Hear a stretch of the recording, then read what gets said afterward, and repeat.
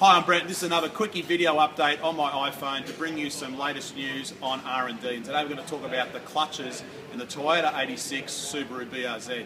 Normally aspirated, the factory clutch is quite good, and unless you're going to do big launches and drag racing, the original factory clutch will last quite a while. However, when you go to forced induction with a supercharger kit or a turbocharger kit, the original factory clutch can't maintain drive because it over torques the clutch when you're running a certain amount of boost. So in the back of your mind, depending on what type of forced induction kit you're choosing and how far you're going to push the engine with the amount of torque you're going to generate, you need to consider upgrading the clutch at some time. Now what you can see here on the bench is the original factory clutch with a machined surface. You'll notice it's actually got a step for the friction surface to where the clutch cover plate bolts up to. This is one of the clutches assemblies with a light and flywheel that we've been testing from the US.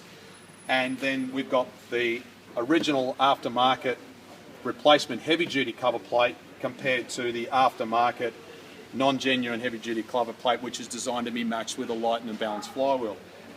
The reason why we're showing this today is this is what you call a rag type clutch with a sprung centre. Some people go for a button type driven plate. The downside is on these cars with the light and balanced flywheel, remembering the difference between these two, is you get a lot of NVH, that's noise vehicle harshness, horrible drivetrain noise.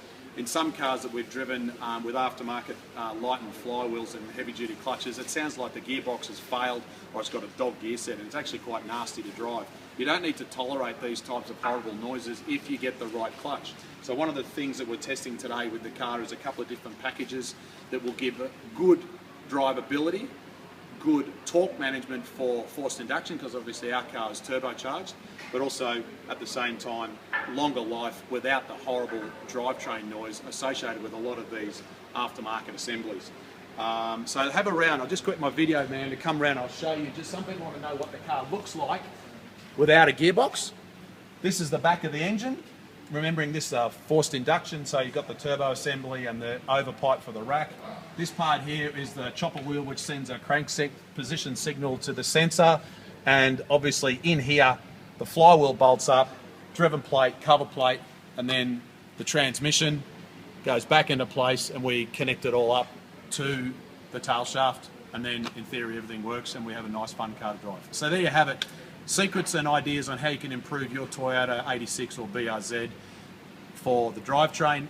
Just remember, carefully choose what you want to use. Think about it from a long-term point of view. You may actually not need to change the clutch at all. For more video updates, make a comment here on our channel, send us an email or pick up the phone, give us a call here. But wherever you are in the world with your car, I'm Brent Middleton from MRT Performance here in Sydney, Australia. Speak to you again soon. Bye for now.